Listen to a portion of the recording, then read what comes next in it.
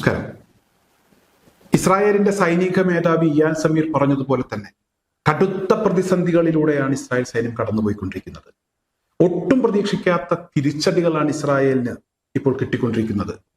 ലബനോനിലെ ഹിസ്ബുള്ളയുമായിട്ടുള്ള യുദ്ധത്തിൽ 24 മണിക്കൂറിനിടെ 48 ഇസ്രായേൽ സൈനികർക്ക് പരിക്കേൽക്കുന്ന സാഹചര്യമുണ്ടായി എന്നാണ് ഇപ്പോൾ പുറത്തു വരുന്ന വിവരം. ഇതിനോടകം ഈ യുദ്ധം ആരംഭിച്ച് 300-ലധികം ആളുകൾക്ക് പരിക്കേറ്റു. നിരവധി മരണങ്ങളും ഉണ്ടായിട്ടുണ്ട്. ഈ 300-ലധികം ആളുകൾക്ക് പരിക്കേറ്റു എന്ന് പറയുമ്പോൾ അതിൽ തന്നെ കൂടുതൽ ആളുകളുടെ അവസ്ഥ അതിഗുരുതരമാണ് എന്ന വാർത്തയും പുറത്തു വരുന്നു. ഈ അടുത്ത കാലത്തൊന്നും ഇത്ര വലിയ ഒരു പ്രതിസന്ധിയിലൂടെ ഇസ്രായേൽ സൈന്യം കടന്നുപോയിട്ടില്ല. ഇസ്രായേൽ മാധ്യമമായിട്ടുള്ള ഹാരറ്റ്സ് പറയുന്നത് ആവശ്യത്തിന് സൈനികരില്ല, അതുപോലെ തന്നെ ആയുധങ്ങളില്ല. ആയുധങ്ങൾ അമേരിക്കയിൽ നിന്നും ലഭിക്കുന്നതിലുള്ള കാലതാമസം, അതുപോലെ തന്നെ മനുഷ്യക്ഷാമം, ഇതൊക്കെ ഇസ്രായേലിനെ വല്ലാതെ വലയ്ക്കുന്നു.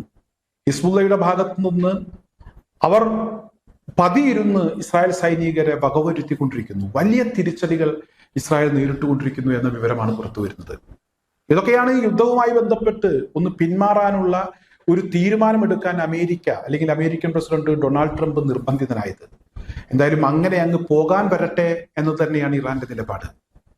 ആളുകളെ കാണിക്കുന്നതിന് വേണ്ടി, കേൾപ്പിക്കുന്നതിന് വേണ്ടി ട്രംപ് പലതും പറയുന്നുണ്ട്. ശിലായുഗത്തിലേക്ക് പറഞ്ഞയക്കും, അത്തരമൊരു സാഹചര്യം ഇറാനിൽ സൃഷ്ടിക്കുമെന്നൊക്കെ ട്രംപ് പറയുമ്പോൾ തൊട്ടടുത്ത നിമിഷം ബാലിസ്റ്റിക് മിസൈലുകൾ ഉപയോഗിച്ചാണ് ഇറാൻ അതിന് മറുപടി കൊടുക്കുന്നത്. അതായത് ട്രംപ് പറയുന്നതൊക്കെ വെറും കള്ളമാണ് എന്ന് ഇവിടെ ഇറാൻ തുടർച്ചയായി അത് പൊതുസമൂഹത്തെ ബോധ്യപ്പെടുത്തിക്കൊണ്ടിരിക്കുകയാണ്. ഏറ്റവും അവസാനം ഇവിടെ ട്രംപ് ഇന്ന് പുലർച്ചെ അദ്ദേഹം നടത്തിയ ഒരു സ്പീച്ചുമായി ബന്ധപ്പെട്ട് അതിൽ പറയുന്ന ചില കാര്യങ്ങളുണ്ട്. സൗദി അറേബ്യക്കും അതുപോലെ തന്നെ ഖത്തറിനും UAE-ക്കും ബഹ്റൈനും ഒക്കെ നന്ദി പറഞ്ഞുകൊണ്ട്, അവരുടെയൊക്കെ പിന്തുണയോടുകൂടി അമേരിക്കക്ക് ഈ യുദ്ധം വിജയിക്കാൻ കഴിഞ്ഞു എന്ന് പറഞ്ഞുകൊണ്ടാണ് ട്രംപിന്റെ ഒരു പ്രസംഗം ഉണ്ടായത്. ഒരു വിടവാങ്ങൽ പ്രസംഗം പോലെയാണ് ആ പ്രസംഗം കേട്ടപ്പോൾ, അതുമായി ബന്ധപ്പെട്ടുള്ള വാർത്തകളൊക്കെ കണ്ടപ്പോൾ മനസ്സിലാക്കാനായത്. യുദ്ധത്തിൽ നിന്ന് മെല്ലെ രക്ഷപ്പെടുന്നതിനു വേണ്ടി അതിന് മുന്നോടിയായി നടത്തിയ ഒരു പ്രസംഗം. എന്തായാലും അങ്ങനെ അങ്ങ് വിടാൻ ഉദ്ദേശിക്കുന്നില്ല എന്നുള്ളത് തന്നെയാണ് ഇറാന്റെ നിലപാട്. ഇപ്പോൾ ഇവിടെ ഇറാഖിൽ നിന്ന് പരമാവധി അമേരിക്കൻ പൗരന്മാരെ നാട്ടിലെത്തിക്കുന്നതിന് വേണ്ടിയുള്ള നീക്കങ്ങൾ അമേരിക്ക ആരംഭിച്ചു കഴിഞ്ഞു. അമേരിക്കയുടെ state secretary Marco Rubio, American ഉദ്യോഗസ്ഥർ, അമേരിക്കയിലെ പൗരന്മാർ, അതുപോലെ തന്നെ സൈനികർ എത്രയും പെട്ടെന്ന് ഇറാഖ് വിടണം.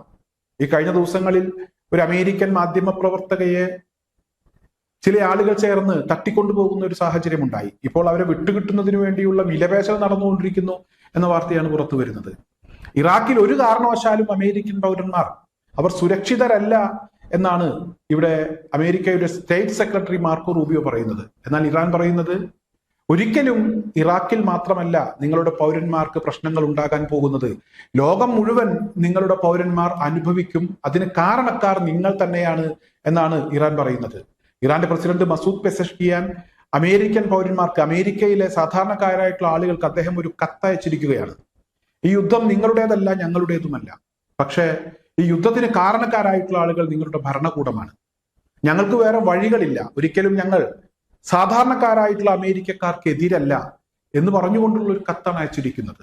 എന്തായാലും ഇറാൻ പറയുന്നത് ഞങ്ങൾ തുടങ്ങിയിട്ടേ ഉള്ളൂ എന്ന് തന്നെയാണ്. അമേരിക്ക ഇവിടെ രക്ഷപ്പെടുന്നതിന് വേണ്ടി വിടവാങ്ങൽ പ്രസംഗമൊക്കെ നടത്തി യുദ്ധം അവസാനിപ്പിക്കാൻ പോകുന്നു എന്നതിന്റെ സൂചനകൾ അമേരിക്കൻ പ്രസിഡന്റ് ഡൊണാൾഡ് ട്രംപിന്റെ ഭാഗത്തു നിന്ന് വരുമ്പോഴാണ് ഇറാൻ ഇവിടെ ഈ യുദ്ധത്തിൽ ഉറച്ചു നിൽക്കും, 6 മാസം വരെ ഈ നിന്ന നിൽപ്പിൽ നിന്ന് യുദ്ധം ചെയ്യാൻ ഞങ്ങൾക്ക് തിരിഞ്ഞു നോക്കേണ്ട ഒരു ആവശ്യമില്ല, അതിനാവശ്യമായിട്ടുള്ള ആയുധങ്ങൾ ഞങ്ങളുടെ പക്കൽ ഇപ്പോൾ തന്നെയുണ്ട് എന്നാണ് ഇറാൻ പറയുന്നത്.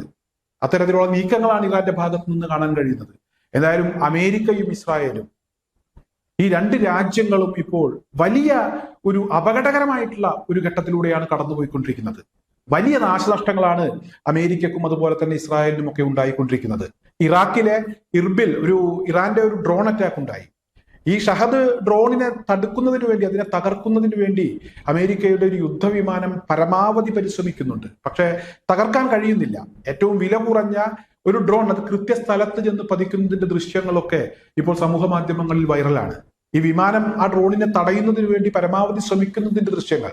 അത്രമാത്രം അമേരിക്ക അവരുടെ പ്രതിരോധ സംവിധാനങ്ങൾ താറുമാറായി തകർന്ന് തരിപ്പണമായി എന്ന് തന്നെയാണ് ഇപ്പോഴത്തെ നിലനിൽക്കുന്ന യുദ്ധവുമായി ബന്ധപ്പെട്ട് പുറത്തു വരുന്ന വിവരങ്ങൾ. ഇതുകൊണ്ടൊക്കെയാണ്, അല്ലെങ്കിൽ ഇസ്രായേലിന് കിട്ടുന്ന തിരിച്ചടികൾ കൊണ്ടാണ് അമേരിക്ക ഈ യുദ്ധം അവസാനിപ്പിക്കണമെന്ന് ആഗ്രഹിക്കുന്നത്. പക്ഷേ നടക്കാനുള്ള സാധ്യത വളരെ കുറവാണ് എന്ന് തന്നെയാണ് മനസ്സിലാക്കാൻ കഴിയുന്നത്.